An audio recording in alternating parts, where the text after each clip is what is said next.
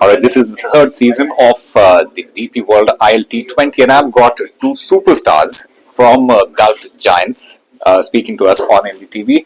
Gentlemen, welcome to NDTV. Ollie and Tymal.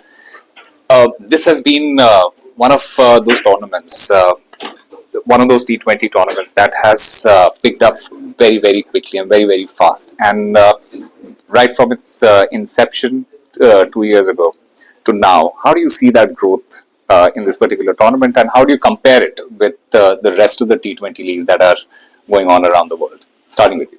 I think obviously it attracts a lot of good players. Obviously we've got some lads coming from the Big Bash, so we're obviously prioritising that over this. This over that. But I guess it depends on where you're from. Obviously Australian lads probably want to play a bit more in the Big Bash, but I mean I haven't played in any other competitions, so I can't really comment on the other stuff. You have to ask the big man for that. Yeah, you have played a lot of these T20 leagues. How do you see this? Yeah, that's what I've been very lucky to play in different competitions all around the world. And first of all, Dubai is a great place to play, as is Abu Dhabi and Sharjah. It's nice as a player to know that when you arrive in a location that you're set, you can unpack your bags, you're not having to jumping on flights, and it kind of disrupts the logistics side of things. So that's a big plus of playing in this league. And the standard's obviously a great standard. You look at the squads that are put together. Obviously, with a large international contingent, it means that you have a lot of players to pick from. So there's a lot of big names that are always playing in ILT 20, and the standard of the UAE players is obviously increasing, and they're benefiting a lot each year from that. You always see every year some of the UAE players kind of make a name for themselves. So fingers crossed that'll be from our side this year. Some of our local guys can put in some match-winning performances, but it's been a great tournament to play in for the last couple of years, and I'm looking forward to playing again this. Does it also help that there are 9 international players playing in the playing 11?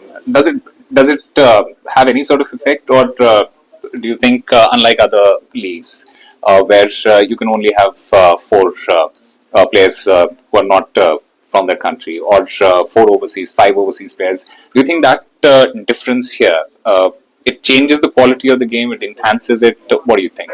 No, definitely. I think it 100% enhances it, because you've got so many different skill sets coming from so many different parts of the world that people can learn off, and local lads can learn off different coaches from around the world that have obviously been there and done big competitions. So yeah, it's a brilliant idea, and it's good that you obviously have to use your 2 local players as well. So they're going to benefit by learning off some of these big names and big players and big coaches. Do you think that has helped up the standard of UAE cricket as well?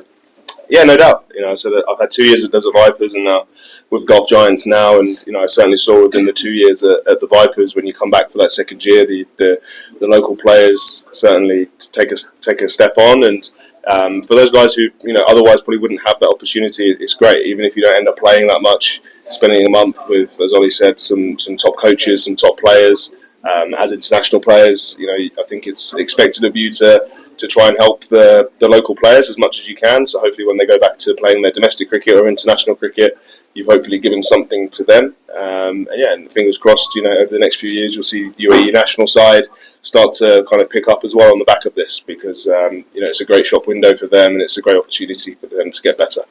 Absolutely. And speaking about coaches, Andy Flower, one of the best coaches around the world. He has coached so many teams. He's now coaching the Gulf Giants. How do you see that panning out in this particular tournament? And also the fact that what exactly does he bring to this particular team that when you have worked with the other coaches, what is different here? Yeah, this is my first time working with Andy. I've played against him a lot, and we spoke the other day and said this is the first time actually working together. So although I feel like I know him quite well, I haven't actually played in one of his sides before, and it's early days yet. We've only had 4 or 5 sessions together, but he's obviously got a pretty winning formula, and he knows what it takes to be successful in franchise tournaments all around the world. So he knows what it takes to win. Obviously, at the end of the day, we have to do the job on the field as players. But he's very meticulous in his planning, knows what he needs to do and what is expected of his coaches and his players to do well in tournaments. You can never guarantee you're going to win, but you can guarantee that you can be as prepared and as vigilant as you can and give yourself the best chance. So, yeah, I'm looking forward to seeing how the next few weeks goes. Ollie? And yeah, I just going back to Andy. He's very structured, very methodical, very thorough in his preparation. No player in his team would go into a game not knowing what their role was. Everyone knows what's expected of them. So yeah, it's been exciting. I've never worked with Andy, same as Tymal. So yeah, it should be really exciting, and hopefully his winning formula works for us this year. All right, gentlemen, thank you very much. And I hope that Gulf Giants, they repeat history. They won it the very first time. They're champions yet again this year. And hope to see you lift that trophy. Okay, thank you very much. Cheers.